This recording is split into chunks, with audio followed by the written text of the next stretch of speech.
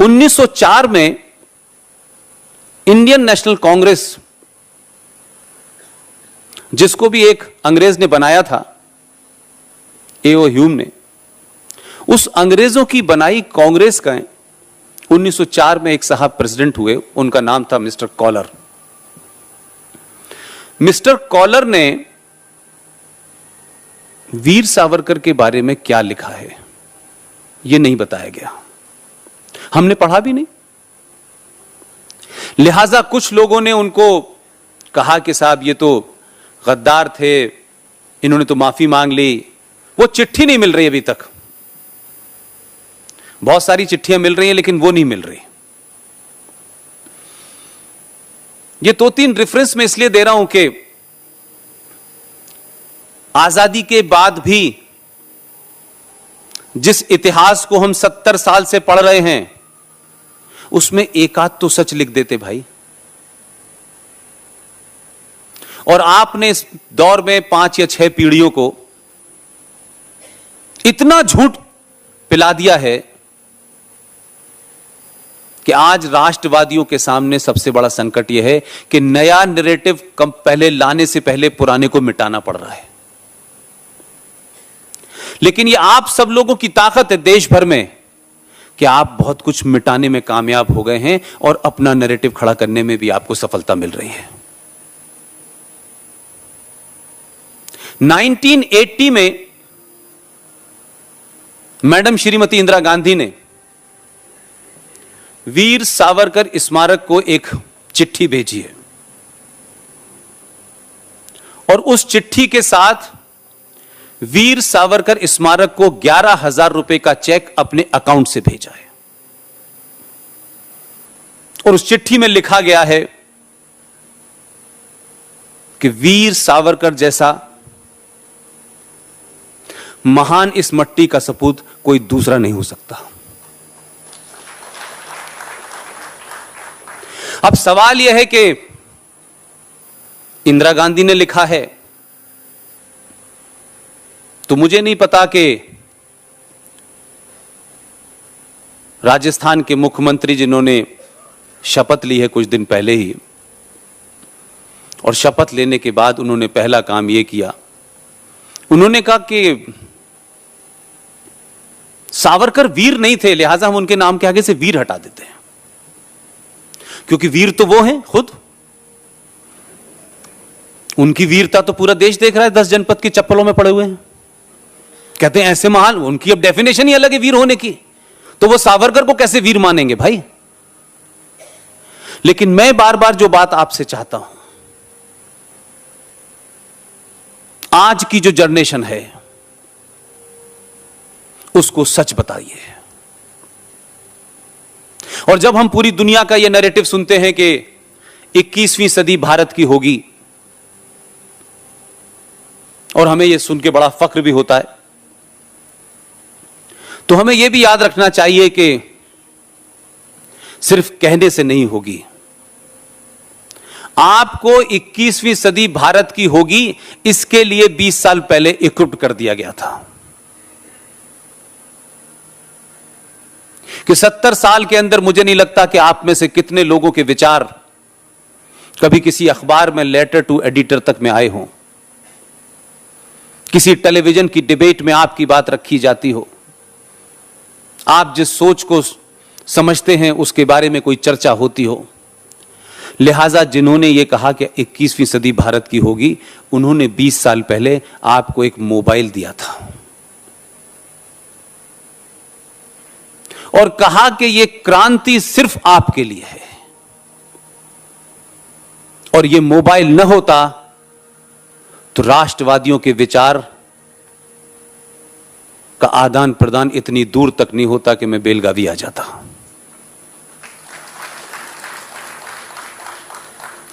अगर इसका कोई भी, मैं कहता हूं, राष्ट्र के लिए कोई सबसे बड़ा इस्तेमाल है, बाकी और चीजों के लिए है, करिए, लेकिन इसका इस्तेमाल सिर्फ अगर मैं समझता हूं आज के दौर में तो आपके लिए हुआ है। आप क्या सोचते हैं, आप उनसे जो आपको तुच्छ निगाह से देखते थे और समझते थे कि कुछ अंग्रेजी बोलने वाले लोग ही इस देश का नैरेटिव बनाएंगे। वो जो सोचते हैं वही महान क्रांतिकारी विचार रखते हैं, बाकी लोगों को विचार रखने का अधिकार नहीं है। आज आपके विचार पूरे दुनिया में जा रहे हैं और लोग आपके साथ खड़े हो रहे हैं और दुनिया आपको जान रही है। इसीलिए पूरा यूरोप जो एक बीमारी से ग्रस्त है, जो 100 साल से किसी से लड़ा नहीं है, इसलिए वो उससे भी लड़ नहीं पा रहा है। और हमारे देश के लोगों ने या अल्ट्रा सेकुलरिज्म ने या राजनीति पे पहुंचने वाले बौने लोगों ने उसके बारे में जो नैरेटिव क्रिएट किया, उसमें हमने अपना धार्मिक भजन भी दांव पे लगा दिया। देश तो लगाया, हमने भजनों को भी सेकुलर बना दिया, लेकिन उसके बावजूद भी सेकुलरिज्म नहीं मिला हमको। एक भजन है जिसके बारे में देश में कम चर्चा होती है, लेकिन अब क्योंकि हमारे पिताजी थे वो, अब उन्होंने गाया है तो उस भजन को गुनगुना रहे हैं हम लोग। लेकिन पिताजी की मजबूरी समझ में आती है, वो किसका एजेंडा था, क्यों था।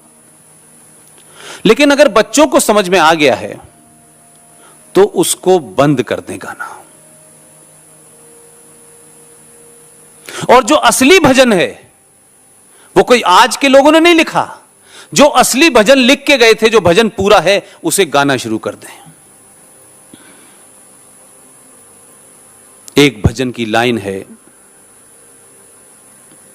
ईश्वर अल्लाह तेरा नाम सबको संपत्ति दे भगवान। ये उस भजन का हिस्सा ही नहीं है, न ये लाइन उस भजन में है। जिस पंडित जी ने वो लिखा था वो सब अवेलेबल है।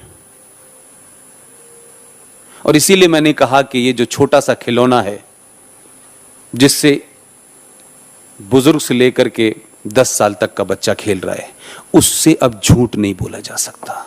उसने असली भजन डाउनलोड कर दिया है। लिहाजा 15 अगस्त 1947 को भारत आजाद हुआ, भारत भारत बना। उससे पहले भारत नहीं था। और वो तमाम किताबें जो लोग लिख के गए और आपको अवेलेबल नहीं थी, क्योंकि कुछ लोग ये कहते थे I am by accident Hindu, उनकी संतानें जनेऊ डाल के हिंदू होना साबित कर रही हैं।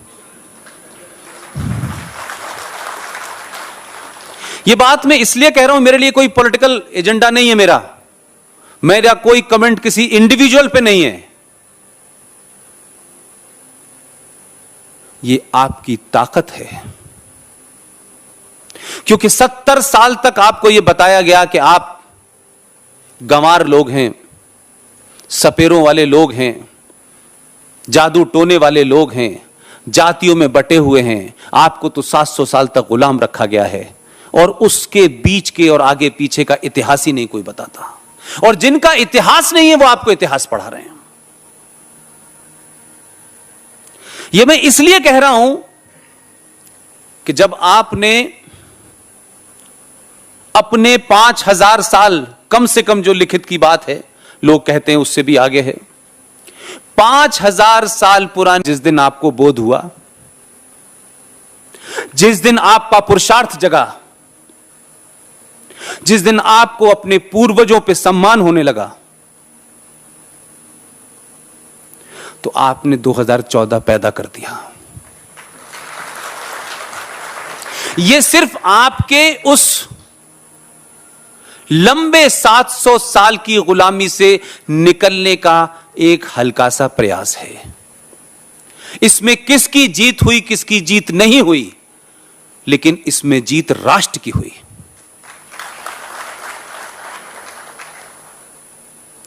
क्योंकि जो लोग आपसे वोट लेने आते थे, वही लोग मस्जिदों से फतवा लेने भी जाते थे। कुछ 2014 में लोगों ने फतवा लेने गए, लेकिन आपने बगैर फतवा जारी करे हुए, बिना किसी को बताए, इस छोटे से आले से एक फतवा जारी किया कि 2014 पैदा हो गया। तो आपके गुस्से का नतीजा यह हुआ कि पहली बार आपने पॉलिटिकली करेक्ट होने का नहीं सोचा। आपने कहा जो ये कहते हैं कि ईवीएम हैक कर ली है, तो आपने उनसे पूछा, भाई 1948 में जब इंटरिम सरकार बन रही थी तो देश के 14 राज्यों से प्रधानमंत्री के लिए राय मांगी गई थी। तो एक साहब को 14 वोट मिले, एक साहब को 0 वोट मिला। तो ईवीएम तो आपने तभी हैक कर ली थी कि जिसको 14 मिले वो तो बेचारा प्राइम मिनिस्टर बना नहीं, जिसको 0 मिला बन गया। यह बात अलग था कि आपके हैकिंग का अंदाज अलग था, क्योंकि आपने ईवीएम के नाम के आगे बापू को खड़ा कर दिया था, क्योंकि बापू ही एक काम कर सकते थे कि अंबेडकर से मतभेद हुआ उनका, अंबेडकर किसी बात पे अड़ गए तो बापू को आगे कर दिया गया। बापू के पास एक ही हथियार था, उसका उन्होंने बड़ा अच्छा इस्तेमाल किया।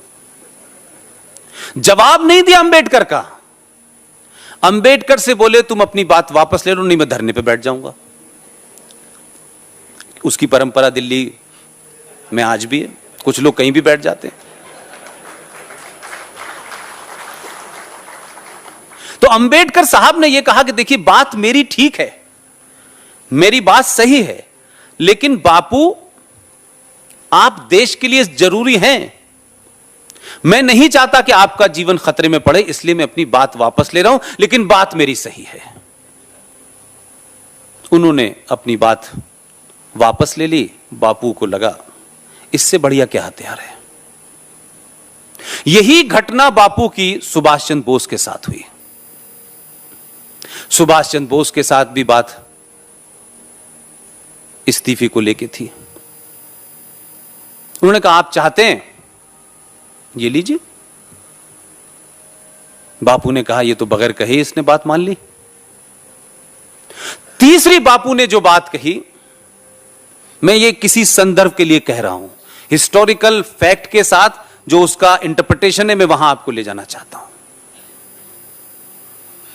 जब पटेल को 14 वोट मिले तो बापू के सामने कोई सवाल नहीं था, तो बापू ने एक नए किस्म का हैकिंग की और बोले कि पटेल की हार तो मेरी हार है।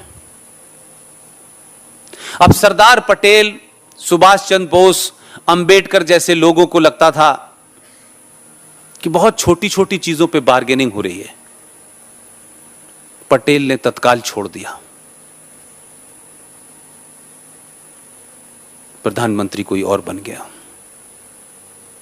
लेकिन मेरी बापू से जो सवाल है मेरे सामने, कि मैंने बापू की कोई तस्वीर, बापू की कोई किताब, बापू का कोई कमेंट, उस वक्त के ऐसे लोग जो बहुत बापू के नजदीक थे, ऐसे लोग जिन्होंने इतिहास को तोड़ मड़ोड़ के लिखा, ये कहीं मुझे नहीं मिलता कि जब बापू के चहेते और मोहम्मद अली जिन्ना भारत के डोमिनेंट स्टेट के ऊपर बात कर रहे थे, भारत के विभाजन पे बात कर रहे थे, तो बापू कहीं जिन्ना के सामने धरने पे बैठे हो और कहा हो कि तुम देश को बांट रहे हो, अगर देश को बांटोगे तो मैं धरने पे बैठ जाऊंगा। मैंने ऐसा नहीं सुना। किसी ने सुना हो तो मुझे बता दे, मैं करेक्ट कर लूंगा। मैं पूरे देश से पूछ रहा हूं, कोई तस्वीर हो, कहीं कोई जिक्र आया हो। बल्कि उन्होंने एक बड़ा स्टेटमेंट तो दिया कि अगर देश बटेगा तो मेरी लाश पे बटेगा। तो अब यह कहते हैं कि हर आदमी जो है वो इंटेलेक्चुअल नहीं होता, और इंटेलेक्चुअल बहुत सोच समझ के काम करता है, कितना बोलना है कितना नहीं बोलना, कितना फायदा करेगा कितना नहीं फायदा करेगा। लेकिन समाज में एक क्लास होती है जिसे कहते हैं करेजियस क्लास, वो रिजल्ट में यकीन रखती है, वो बहुत ज्यादा अगर मगर में चुनाचे में कोई फर्क नहीं पड़ता उसको, लोग क्या कहेंगे इसके चक्कर में नहीं पड़ता। इसमें लगता है समाज का अगर जब कभी 100 साल के बाद जब आप उस पर एनालिसिस करें तो हो सकता है कि आप उसके बारे में कोई भी राय बनाएं, कैसी भी राय बनाएं, लेकिन एक समय जरूर आता है कि जिस सोच के साथ उसने कोई काम किया होता है उसके बारे में डिस्कशन होने लगता है। कुछ अच्छा कहते हैं, कुछ बुरा कहते हैं, कुछ सही बताते हैं, कुछ गलत बताते हैं। तो जब उन्होंने कहा कि मेरी लाश के ऊपर 2 टुकड़े होंगे, तो एक जज्बाती आदमी को लगा कि इन्होंने तो कहा था मेरी लाश पे 2 टुकड़े होंगे, देश के तो 2 टुकड़े हो गए, ये तो साबुत है। तो उसको ये लगा होगा, मैं ये बात मानता हूं इसलिए कि जब आप अपना किसी को लीडर मानते हैं या किसी पे विश्वास करने लगते हैं या किसी को एक ऐसा आदमी मानते हैं कि ये सब कुछ कर देगा और इसने कहा है तो जरूर कर देगा, जब उससे आपको धोखा मिलता है और उसकी खामोशी, उसका कहीं रोना, उसका कहीं धोना, देश के बंटने के बाद कोई मुझे एक तस्वीर बताए कि बापूजी कहीं अकेले में रो रहे थे।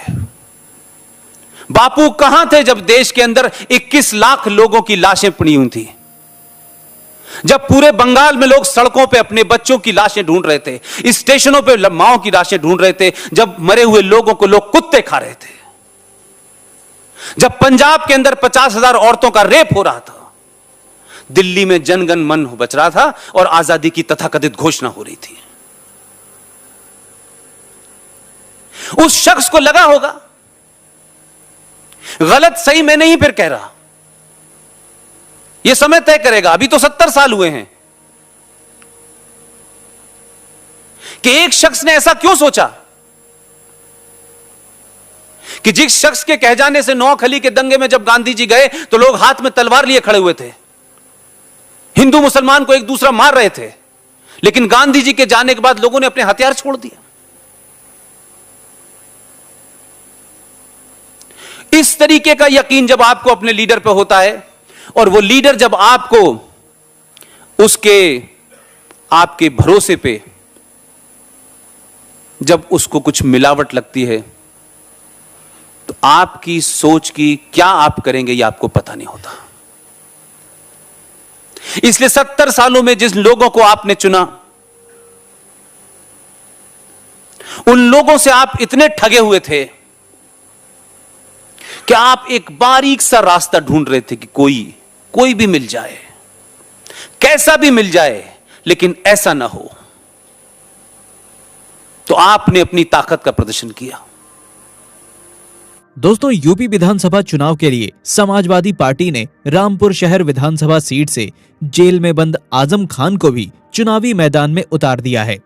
ये वही आजम खान है। जेल में बंद सपा नेता आजम खान ने सुप्रीम कोर्ट के चुनाव प्रचार करने की मांगी इजाजत, अंतरिम जमानत देने की अपील। उत्तर प्रदेश विधानसभा चुनाव को लेकर समाजवादी पार्टी कदावर नेता आजम खान ने सुप्रीम कोर्ट को चुनाव प्रचार के लिए इजाजत मांगी।